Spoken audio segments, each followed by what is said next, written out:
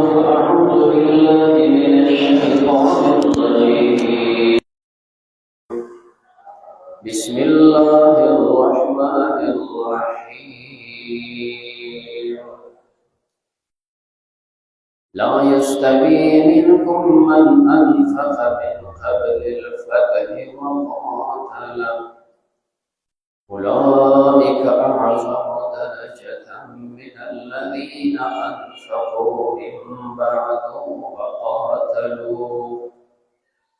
وكلا وعد الله الحسنى صدق الله العظيم إن الله وملائكته يصلون على النبي يا أيها الذين آمنوا صلوا عليه وسلموا تسليما اللهم صل على محمد وأنزله مقعدا مقربا عندك يوم القيامة عزتمند حاضرین الله جل جلاله چې څنګه مخلوقات پیدا کړی دي د هر یو ذره د حال نه خبر او د دې مخلوق د مصلحت او د دې مخلوق د خیر په اعتبار سره د دنیا د احوال بدلول انقلابات راوستل کوي څنګه الله وغواړي هغه چې د الله جل جلاله اختیار په دې دنیا او په دې مخلوق کې چلی انبیاء علیهم السلام ډېر خواري وکړي الله چا د پاره وغواړي هدایت نصیب چا د پاره نه وغواړي که انسانان څومره خواري او مهنت کوي چې الله نه غواړي څوک هدایت نشي نصیب کوي پیغمبر علیہ الصلوۃ والسلام تکل الله داسې فرمایي انک لا تهدی من احببت زه غواړم هغه ته هدایت کوم او ته چې څوک غواړي چې هدایت ورته نصیب کړو دا ستا اختیار دی د پیغمبر علیہ السلام د اغازیات خواري او د مهنت په وجه او د دې خلکو سره د شفقت چې د خلک څنګه اصلاح ترشي نو الله تعالی تعبیر کوي لعلک باخع النفس ته په دې باندې ځان هلاکوي چې د خلک ولی ایمان نه لري نو الله فرمایي ته په دې ځان نه هلاکوه دا ایمان زما خفه خپل بندګانو تعالی ډیر او د اختیار ورکړي د نبی کریم علیہ الصلوۃ والسلام قوم قریش او مکی والا په مقدس مکه الله تبارک او ورز مکه د مکی والا د غي باشندگان تعالی ډیر مخابره کړ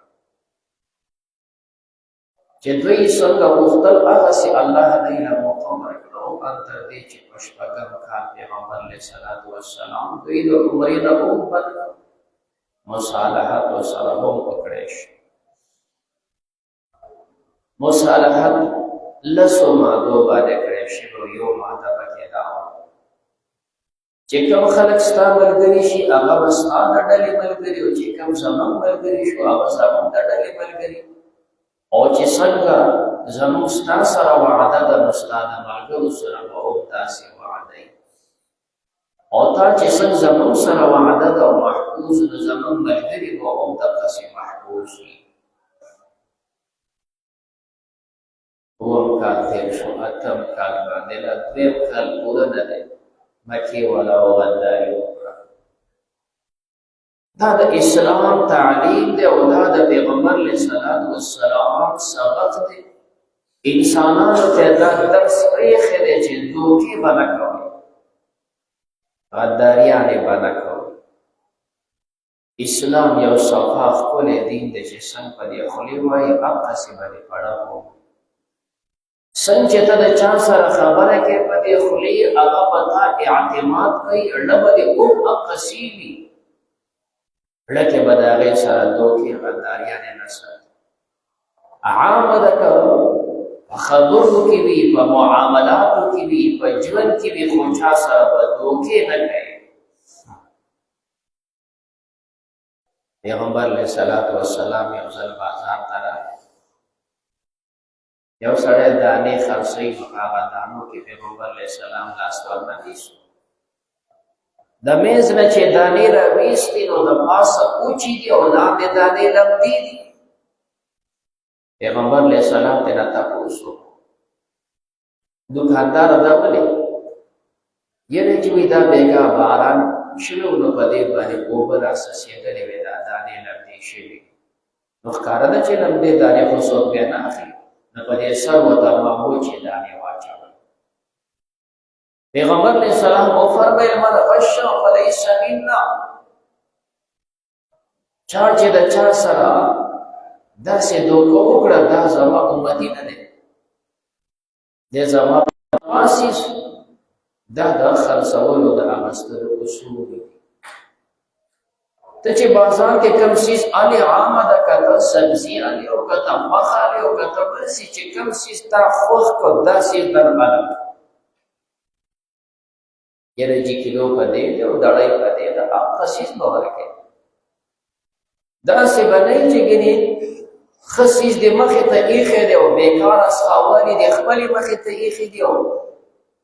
ګاک راشي نو بهر نه هغه ښه څیز وویني، هغه د هغې په خیال راشي او تا خپل سیټ ته غوړ ګن ایښی دی هغه ورته وراچي.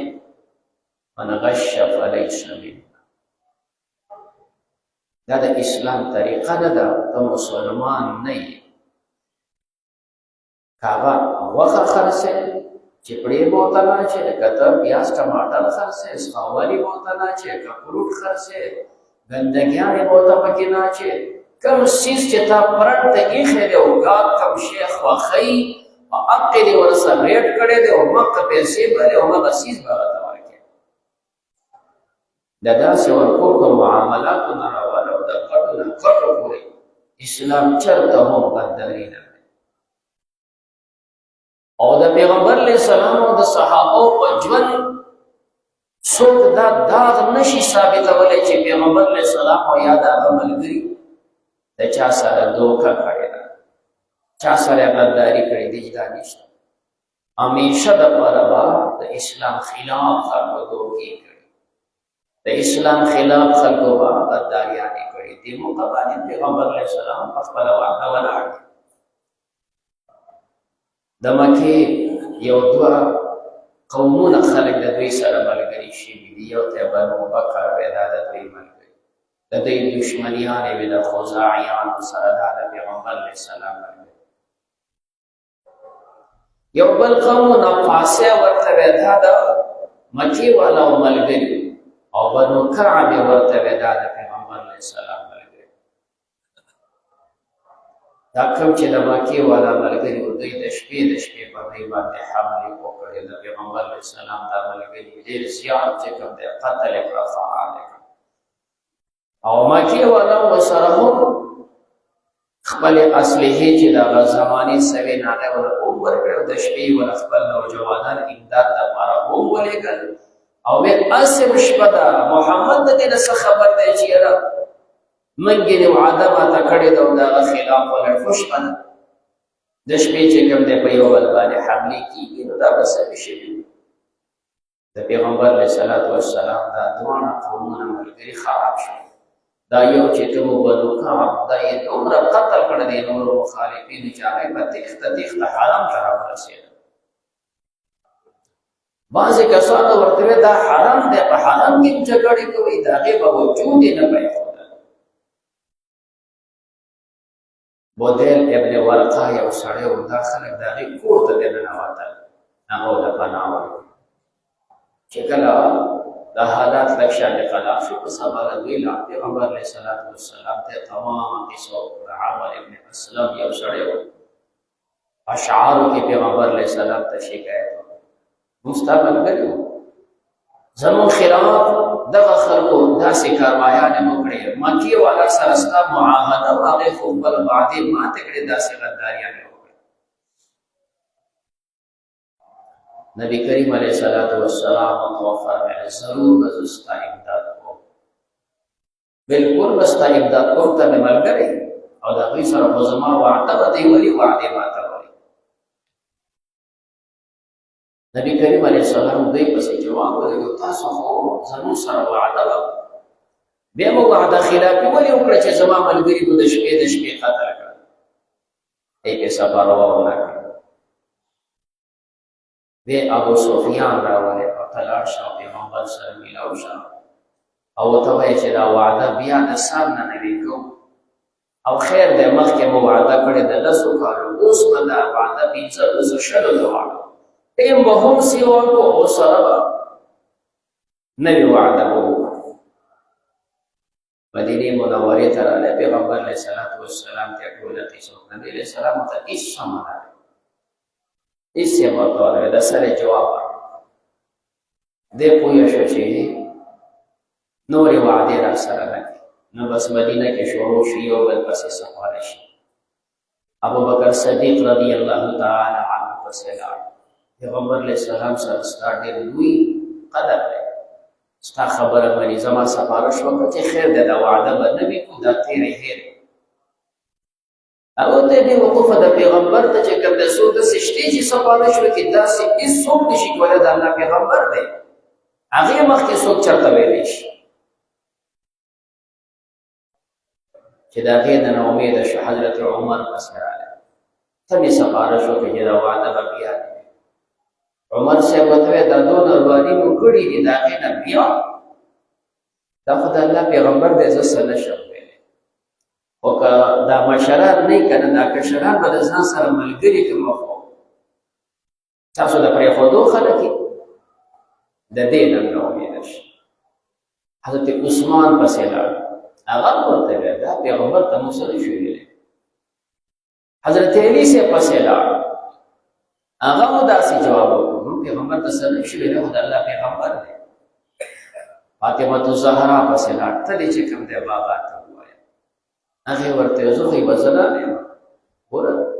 د تر نور مینه د یو نیکه بچیو چې کوم دی ورته بابا ته وایا چې را دا وعده سره بیا نه فاطمه ورته وی زه وزنا نه دا د سړو کار ته پدې کې زما کوجایس کچ ته نشي کوله دا کچ بچی دی چې کوم حسن ته وایا چې راش کدا حسن ورته وی نه بابا یې او ته دا بچی وته وي زما په څه اعتراض دی خو دا ماشوم دی دا خبرو خونه دی هغه حسن د چا مسیح هغه ورته کاکاجي دا څه کار دی چې دا سفارشونه څوک نشي کولای خو زه به ته یې ولار وښیم کچ ماشوم دی لار دا ده چې لاړ شو پیغمبر علیه الصلاۃ والسلام بابا جومات کې ناست دی نو ته یو اواز وکړه چې زه راغلی یم د خپل قوم لپاره امن غواړم نو کو پیغمبر علیہ السلام در امن در کو دای بلار شتي کو نور چې کوم د تاسو د لپاره امن سو سفارشونه نشي کولای جدار یا خوخه رااله پیغمبر علیہ السلام مخکې ودرې د زړه خپل مکی قوم د لپاره امن غواړم نبی علیہ السلام ته اسلام نه دی لاړ مکی ولا راجم شو څه خبر دراوړه ورنه کیسه وته راځي وته ما د ماشوم د بس خندا کړي راځه د ماشوم چې ته ولې غلې چلار شه او جمعه کې داسې خبر وکړه اخوا ته خو نبی له سلام ته امن در نه کو دا د ماشوم ته بس خندا کړي ته په دین نه پوهیده پیغمبر علیه الصلاۃ والسلام اللهم ای خبر الله زما خبر په واقع ولا باندې پټ کچې سو خبر نشي او خپل کور کې به د سفر د لپاره تنظیمات برابر کړي حضرت عائشہ رضی اللہ تعالی عنہ فرمایي کور کې دانه به ما غدانه را واپس ته به صفا کولې چې سفر زرو ځان سره بخارچا کړو ما غدانه صفا کولې ابو بکر صدیق سے امراله بچی په دې دانو سکه د سیمه معلومیږي چې دا سفر اراده وي زغلی شو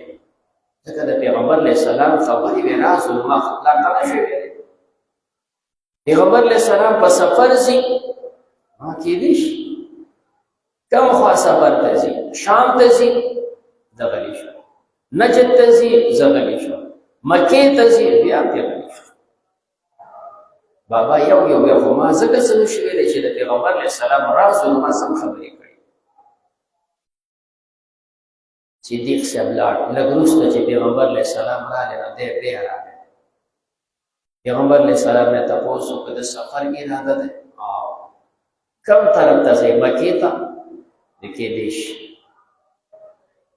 موږ هم ځان تیار کړو، بلکل اعلان وکړه ځان تیار کړي سفر دپاره چې ځو. چې بس څو ورځو کې چې کوم دی د سفر انتظامات برابر شول.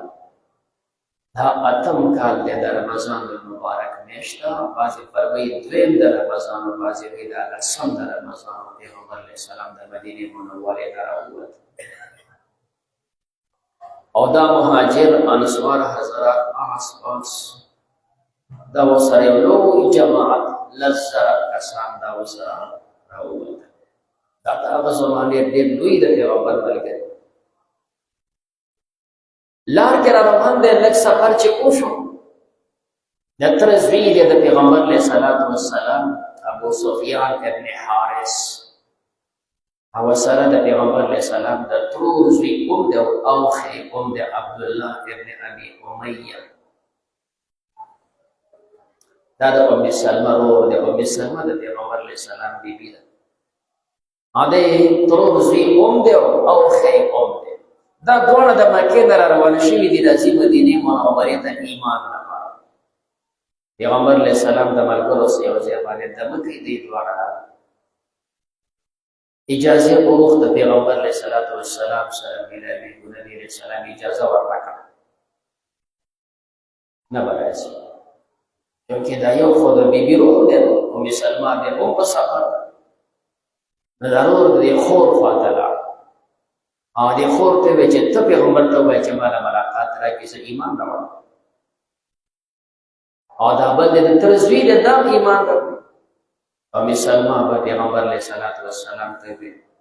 یو دی د تره زوی دی ایمان راوړي، بل دی د ترور زوی دی اصغرانه دی د هغه ایمان راوړي، نو ملاقات ولې نه ورکوي؟ پیغمبر علیه السلام ورته وویل دوی چې مکه کې کومې خبرې کړې وې تا ته یاد شي؟ دا تره زوی دې ته وایي دې تره زوی چې ما ته څومره تکلیف را کړی دی هغه تکلیف تا ته یاد دی؟ او دا بل چې مې د ترور زوی دی ده چې کوم خبرې او بکواسونه کړي هغه بکواسونه درته یاد دي؟ د یو ځل پیغمبر علیه السلام ته مخامخ ودرېد، ورته محمده چېرته دې هم نه منم او نه به تا ایمان راوړم چې زه درته ګورم که نه ته داسې روانې او اسمان ته وخېږي او د اسمان نه د ځان سره 4 فرشتې راکوزېږي او د الله نه زما په نوم خط راوړې چې دا مې دله خط راوړی بیا دې نه منم. پیغمبر علیه السلام هغه خبر ته اشاره کړه. ام سلمه تا ته یاد دي؟ د ما ته څومره تکلیف را کړی، څومره خبرې کړې. بس هغه غلی شوله چې حقیقت ته و چې دې خلکو ډېر زیاتې ظلمونه کړي. خو چې کوم انسان صداقت او په سچ یې که نه الله لارې پلو کړي. د تره زوی ابو سفیان ابن حارث د سره یو کچ زوی ورسره دا زوی د لاسو بیا خو به پیغمبر علیه السلام ما ته اجازه کوي ملاقات به راکړي چې ورشم او ایمان راوړم، او که اجازه یې را نه کړه او ایمان یې زما قبول نه کړ دا بچی به د لاسه ونیسم او ځم به او دقسې به ځم چې په کوم ځای کې د ولږې او تندې مړ شم هلته به مړ شم واپس به را نه شم او نه به څه وڅښم او نه به څه وخورم، هېڅ به م نه خورم. بس بچی د لاسه ونې پاڅېد. انبیاء علیهم السلام ډېر شفیق خلک وو، ډېر مهربانه خلک وو، خو کله د خلکو د تربیت دپاره لږ شانتې سخت انداز باندې وچلېږي. بیا نبي علیه السلام اجازه وکړه راوړه،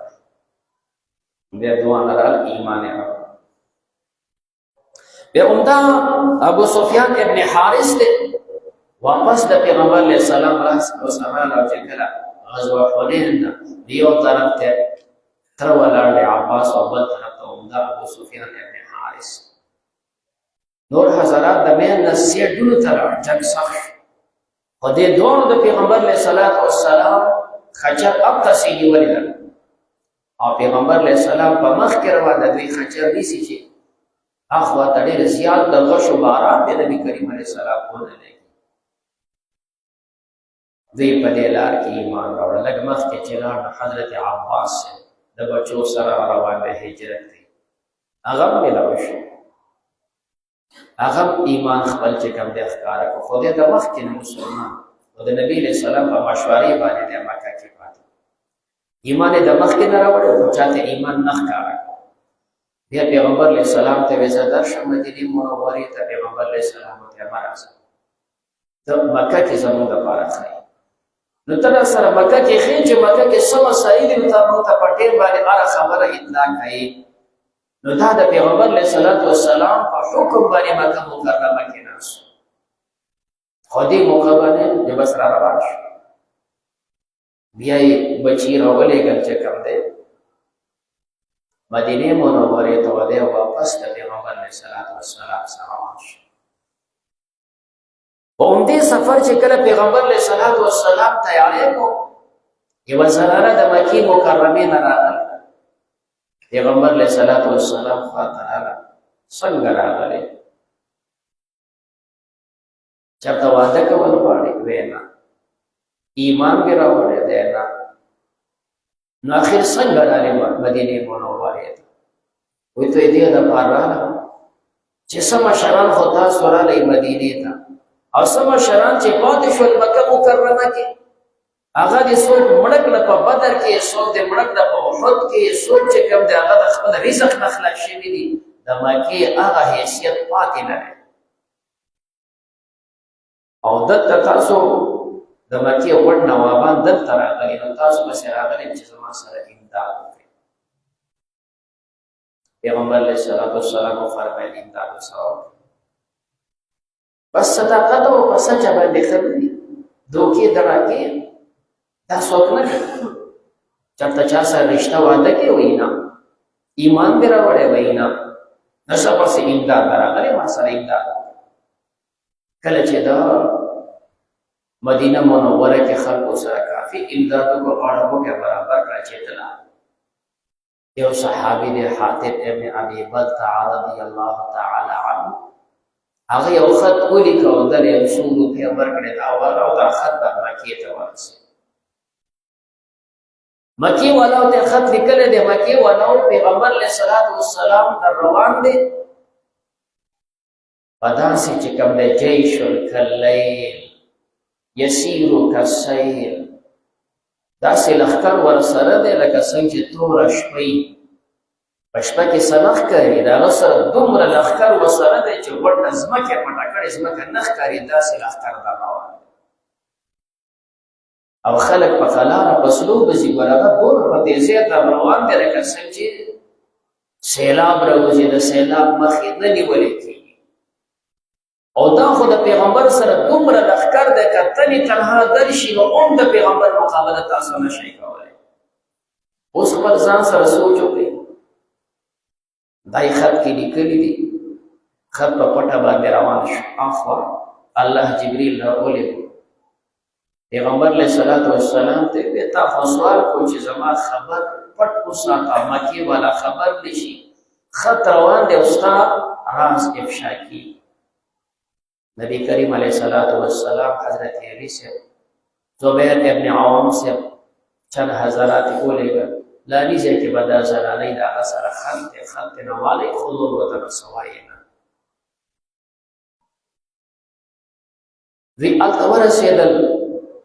هغې ته یې وویل خط راکړه هغې ما څه نشته اوښې ونه کېنو حضرت علی صاحب چې څومره په دې اوښ باندې غاړه غوټه وه دا ټولې کوله وکړه هر څه یې وکتل خط پکې نشته علي صاحب ورته وویل نه خو زه دروغ وایم چې ګینې د ځان نه راغلی یم دروغ نه یم زه پیغمبر رالېږلی یم او پیغمبر هم بره دروغ نه وایي هغه چې کومه خبره کوي نو الله ورته وایي نه پیغمبر دروغجن دی او نه زه دروغجن یم تا سره خط دی نو عزت به دې دی چې خط په خپله راوباسي او که نه نو کپړې به دنه لرې کړم دا بدن به دې یو حصه کړو خط به دنه الګ هغه زنانه علي صاحب ته تاسو ما ته وګورئ اخوا ګورئ دې ته نه اخوا وکړه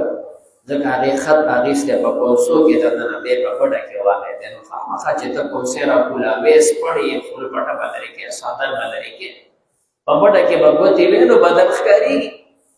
رما ته وګورئ تاسو اخوا ګورئ د خپل کوڅه را کولو پر هغه کوڅه لاندې په پټه کې واله وینا خاطر نه صداقت واله نبی علیہ السلام ورته فرمایي چې زمانه ته بسوای نه واپس چې کوم د علی صاحب راغی صحابه حضرات راجب شو چې سب دي سره خط کولوش من حاتب ابن ابي بلتعه خط حاتب ابن ابي بلتعه د قریش مشعر پیغمبر علیہ السلام تاسو کومه حاضر حاتب سدا دي سي ویلي اوی د الله پیغمبر نو خو مرتد شوه ما نبی دین بدل کړي دي اب په خوانه مسلمان مؤمن یم خو دا چې څومره حضرات دلته دي نو دا د مکی خلک دي الته رشتہ دار دي کله دلته د بچي الته د بل خپل د یو خپلواني الته شتي